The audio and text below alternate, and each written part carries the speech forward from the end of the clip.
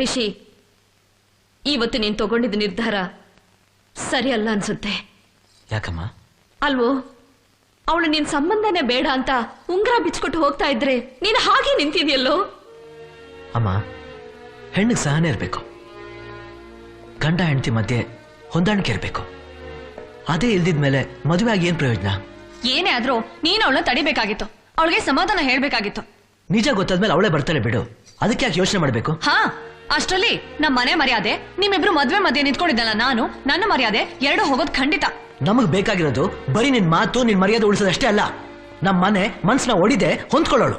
ಅದನ್ನ ಅರ್ಥ ಮಾಡ್ಕೊಂಡು ಬರ್ದಾದ್ರೆ ಬರ್ಲಿ. ಅಯ್ಯೋ ರಿಷಿ, ಅವಳೇನೋ ಈ ಕೋಪ ಮಾಡ್ಕೊಂಡು ಹೋಗಿದ್ದಾಳೆ, ಸಮಾಧಾನ ಮಾಡಿ ಕರ್ಕೊಂಡ್ ಬಂದ್ರಾಯ್ತು ಬಿಡು. ರೀ, ನೀ ಸುಮ್ನೆ ರೀ. ಹಾಗ್ ಬರೋದಕ್ಕೆ ಅವಳನ್ನ ಗತಿಗೆಟ್ ನಿಂತ್ಕೊಂಡಿಲ್ಲ.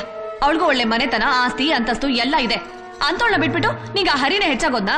ಹಾಗೆ ತಿಳ್ಕೊ ರಿಷಿ, ನಿನಗೆ ಆ ಹುಡುಗನ ಮೇಲೆ ಕನಿಕರ ಇದೆ ಸರಿ, ಆದ್ರೆ ಅವನಿಂದ ನಮ್ಮ ಮನೆ ನೆಮ್ಮದಿನೇ ಹಾಳಾಗ್ತಿದೆಯಲ್ಲೋ. ಮದುವೆ ಆಗೋಳ್ಕಿಂತ ಆ ಬೀದಿ ಬಿಕಾರಿನೇ ಹೆಚ್ಚಾಗೋದ್ನಾ ನಿನ್ಗೆ?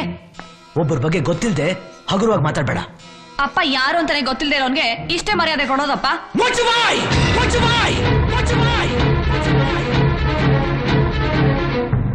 ಈ ಮನೇಲಿ ನಿನಗೂ ನನಗೂ ಎಷ್ಟು ಅಧಿಕಾರ ಇದೆಯೋ ಅಷ್ಟೇ ಅಧಿಕಾರ ಆ ಹುಡುಗನಿಗೂ ಇದೆ. ರಿಷಿ, ಇದೇನ್ ಹೇಳ್ತಿದ್ಯೋ?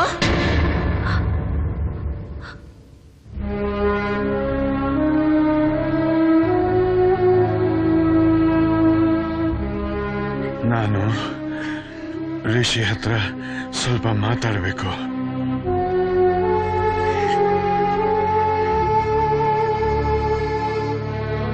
ರಿಷಿ ಹತ್ರ ಮಾತ್ರ ಮಾತಾಡಬೇಕು.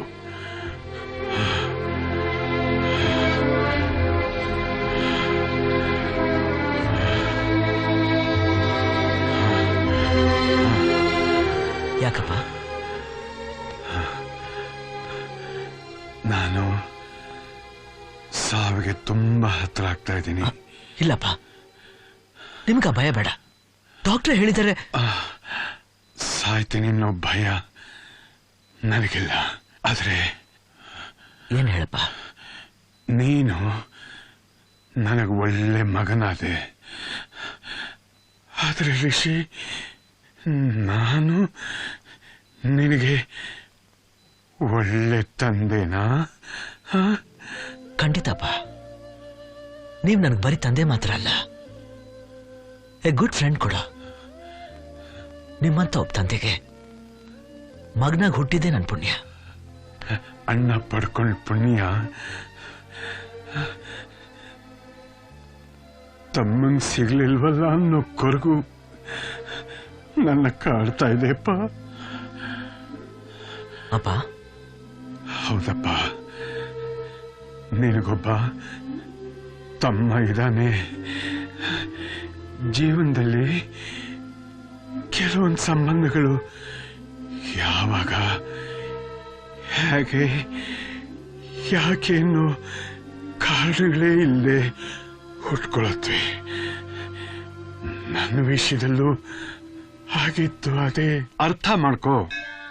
ಹುಟ್ಟೋ ಮಗುಗೆ ಅನ್ನ, ಬಟ್ಟೆ, ವಿದ್ಯೆ, ಜ್ಞಾನ ಎಲ್ಲ ಕೊಡ್ಬೋದು. ಆದ್ರೆ ನನ್ನ ಹೆಸರು ಕೊಡಕ್ಕಾಗಲ್ಲ. ಯಾಕೆ? ನನ್ನ ಪ್ರೆಸ್ಟೀಜು, ನಮ್ಮ ವಂಶದ ಗೌರವ ಅದಕ್ಕೆ ಒಪ್ಪೋದಿಲ್ಲ.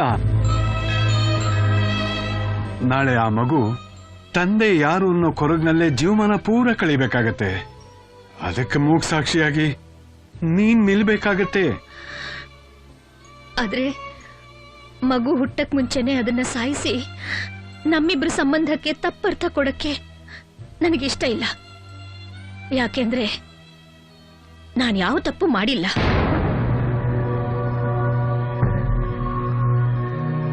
ಅದೇ ನಿನ್ ತೀರ್ಮಾನ ಆದ್ರೆ ನಾನೇನು ಮಾಡಕ್ಕಾಗೋದಿಲ್ಲ.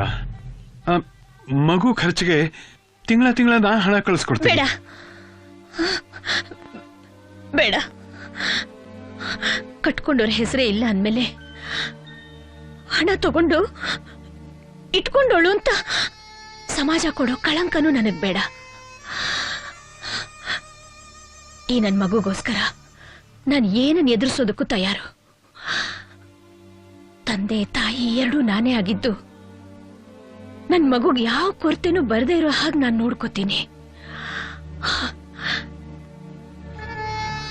ಲಕ್ಷ್ಮಿ, ಯೋಚನೆ ಮಾಡಬೇಡಿ. ನೀವು ನನ್ನ ಗಂಡ ಆಗ್ಲಿಲ್ಲ ಅಂದ್ರೂ ಚಿಂತೆ ಇಲ್ಲ. ನಾನ್ ನಿಮ್ಗೆ ಒಳ್ಳೆ ಹೆಂಡತಿಯಾಗಿರ್ತೀನಿ. ಈ ಉಸಿರಿರೋವರೆಗೂ ನಿಮ್ಮ ಹೆಸರಿಗಾಗ್ಲಿ ಮನೆತನಕ್ಕಾಗ್ಲಿ ನನ್ನಿಂದ ಧಕ್ಕೆ ಆಗದೆ ಇರೋ ಹಾಗೆ ನೋಡ್ಕೋತೀನಿ. ಅವಳು ತುಂಬಾ ಸ್ವಾಭಿಮಾನಿ ಕಣೋ. ನನ್ನ ನೆರಳು ಆ ಮಗು ಮೇಲೆ ಬೀಳ್ದಿರೋ ಹಾಗೆ ಆ ಹುಡುಗನ್ನ ಬೆಳೆಸದ್ಲು. ಜೀವನದಲ್ಲಿ ಅವಳು ನನ್ನಿಂದ ಪಡ್ಕೊಂಡ ಸಹಾಯ ಒಂದೇ ಒಂದು ಅಂದ್ರೆ ಅವಳ ಮಗನ್ನ ಕಾಲೇಜಿಗೆ ಸೇರ್ಸೋಕೆ ಕಷ್ಟ ಆದಾಗ ನಮ್ಮ ರಾಮಣ್ಣ ಅವಳನ್ನ ಬಲವಂತ ಮಾಡಿ ಅವನ್ನ ನಮ್ಮ ಕಾಲೇಜಿಗೆ ಸೇರಿಸಿದ್ರು.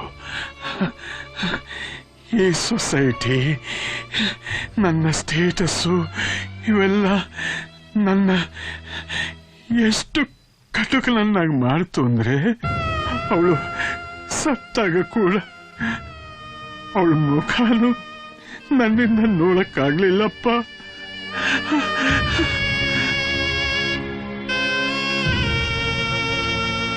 ತಾಯಿನ ಕಳ್ಕೊಂಡ ದುಃಖದಲ್ಲಿ ದಿನೇ ದಿನೇ ಅವನು ಹಾಳಾಗ್ತಾ ಇದ್ದಾನೆ.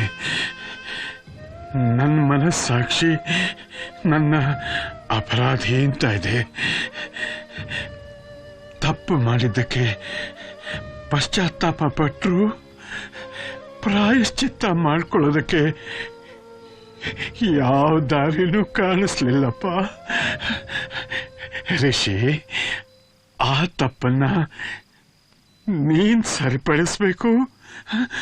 ತಂದೆಯಾಗಿ ನಾನು ಆರ್ಡರ್ ಮಾಡ್ತಿಲ್ಲ, ಒಬ್ಬ ತಪ್ಪಿತಸ್ಥರಾಗಿ ಬೇಡ್ತಾ ಇದ್ದೀನಿ. ಅದು ನನ್ನ ಕರ್ತವ್ಯ ಅನ್ಕೋತೀನಿ. ಹೇಳಪ್ಪ. ನೀನು ಅನುಭವಿಸ್ತಿರೋ ಸುಖ, ನಿನಗೆ ಸಿಗ್ತಿರೋ ಗೌರವ ನಿನ್ ತಮ್ಮಂಗೂ ಸಿಗಬೇಕು. ಅವನು ಈ ಮನೆಯಲ್ಲಿ ಒಬ್ಬನಾಗಿರ್ಬೇಕು. ಅಪ್ಪ, ತಂದೆ ಆಸ್ತಿನ ಅನುಭವಿಸಿದ್ರೆ ಮಗ ಆಗಲ್ಲ. ಆಸ್ತಿನ ಕರಗಿಸಿ ಋಣಾನ ತೀರಿಸ್ಕೊಂಡ್ರೆ ಮಗ ಅನ್ನಿಸ್ಕೊಳ್ಳಲ್ಲ. ಹೆತ್ತೋರ ಆಸೆನ ನೆರವೇರಿಸೋನೆ ನಿಜವಾದ ಮಗ. ಆ ಅವಕಾಶ ನನಗೆ ಸಿಕ್ಕಿದೆ. ಏನೇ ತೊಂದರೆ ಬಂದರೂ ಸರಿ, ನಿಮ್ಮ ಆಸೆನ ನಾನು ನೆರವೇರಿಸ್ತೀನಿ. ರಿಷಿ,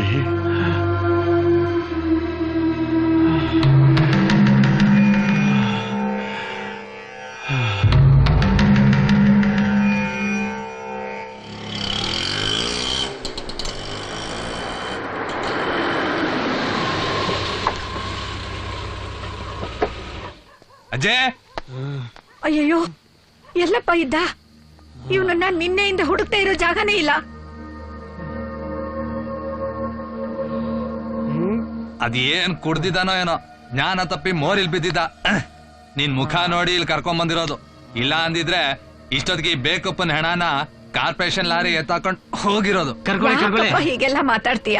ಇನ್ನೇನಜ್ಜೆ, ಇವನನ್ನ ಹೆರಕ್ಕೆ ಇವ್ರಮ್ಮ ಎಷ್ಟ್ ಕಾಸು ತಗೊಂಡಿದ್ಲೋ ಗೊತ್ತಿಲ್ಲ. ಇವನನ್ನ ಹುಡ್ಸ್ದವನ್ ಯಾವನೋ ಅದೂ ಗೊತ್ತಿಲ್ಲ. ಅಜಯ್, ನಿಂಗೆ ಈ ವಯಸ್ಸಲ್ಲಿ ಇದೆಲ್ಲ ಬೇಕಿತ್ತಾ? ಸಾಕಪ್ಪ, ಸಾಕು. ಕರ್ಕೊಂಡ್ಬಂದ್ಬಿಟ್ಟಿಯಲ್ಲ, ಅಷ್ಟು ಸಾಕು. ಯಜಮಾನ್ರೆ, ನಾನೊಂದು ಮಾತು ಹೇಳ.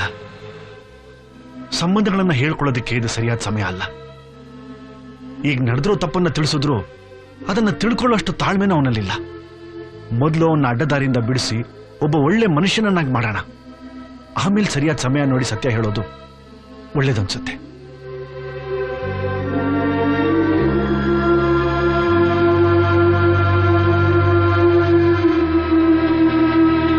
ಇಬ್ರು ಒಂದೇ ತಂದೆ ಮಕ್ಕಳಾದ್ರು ಸಮಾಜದಲ್ಲಿ ಒಬ್ಬನ ಸತ್ಕಾರ, ಇನ್ನೊಬ್ಬನಿಗೆ ಬಹಿಷ್ಕಾರ. ನಮ್ಮ ಲೈಫ್ ಸ್ಟೈಲ್ ನೋಡಿದ್ರೆ ಯಾರಿಗೆ ಆದ್ರೂ ಹೀಗೆ ಇರಬೇಕು ಅಂತ ಆಸೆ ಹುಟ್ಟುತ್ತೆ. ಅದನ್ನ ಪಡೆಯೋಕೆ ಅವನು ಎಂಥ ಅಪರಾಧ ಬೇಕಾದ್ರೂ ಮಾಡ್ತಾನೆ. ಆದ್ರೆ ಅಧಿಕಾರ ಇದ್ರೂ ಅದನ್ನ ಚಲಾಯಿಸ್ದೆ ದಿನ ನರಕನ ಅನುಭವಿಸ್ತಾ ನೋವಲ್ಲೇ ಬದುಕನ್ನ ನೂಗ್ತಾ ಇರೋ ಆ ಹುಡುಗನ್ಗೆ ಇನ್ನಾದ್ರೂ ನ್ಯಾಯ ಸಿಗಬೇಕು. ಅದಕ್ಕೆ ಏನ್ ಮಾಡ್ಬೇಕು ಅಂತಿದ್ಯಾ? ಕೇಳ್ದಾಗ ಕೊಡೋದ್ ದಾನ, ಕೇಳೋಕ್ಕೂ ಮುಂಚೆ ಅವನು ಸೇರ್ಬೇಕಾದ್ ಸಲ್ಸೋದು ದೊಡ್ಡತನ. ಇದು ಅಪನಾಸೆ ಕೊಡ, ಅದನ್ನ ನೆರವೇರಿಸಬೇಕಾದ್ದು ನನ್ನ ಕರ್ತವ್ಯ. ಸಾಧ್ಯ ಇಲ್ಲ, ಇದಕ್ಕೆ ನಾನು ಒಪ್ಪಲ್ಲ. ಅಜ್ಜಿ ನನ್ ಮಾತ್ ಅಮ್ಮ. ನೋಡಿ, ಹೆದರ್ಕೊಳ್ಳೋಂಥದ್ದೇನೂ ಇಲ್ಲ. ಮೆಂಟಲ್ ಸ್ಟ್ರೈನ್ ಆಗಿದೆ ಅಷ್ಟೇ. ಸ್ವಲ್ಪ ರೆಸ್ಟ್ ತಗೊಂಡ್ರೆ ಎಲ್ಲ ಸರಿ ಹೋಗುತ್ತೆ. ಏನಾದರೂ ಎಮರ್ಜೆನ್ಸಿ ಇದ್ರೆ ಫೋನ್ ಮಾಡಿ. Okay okay doctor. ಹಾ,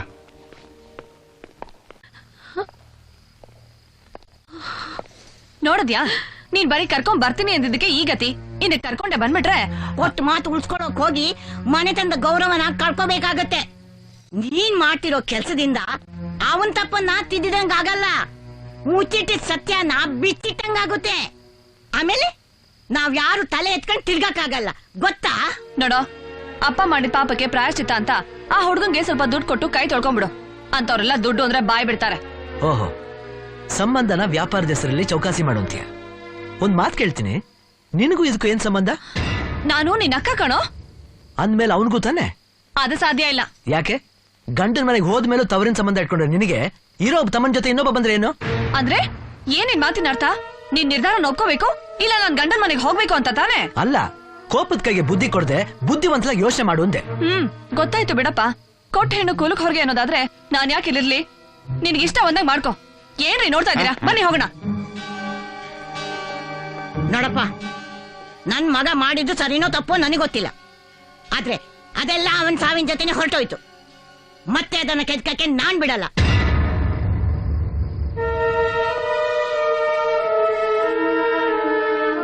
ಯಾರು ಏನೇ ಹೇಳಿದ್ರು ಪರವಾಗಿಲ್ಲ, ನೀನ್ ಹೇಳಮ್ಮ. ನಾನ್ ಮಾಡ್ತಾ ಇರೋದು ಸರಿನಾ ತಪ್ಪ? ನಾನು ಆ ಹುಡುಗನ್ ನೋಡ್ಬೇಕು.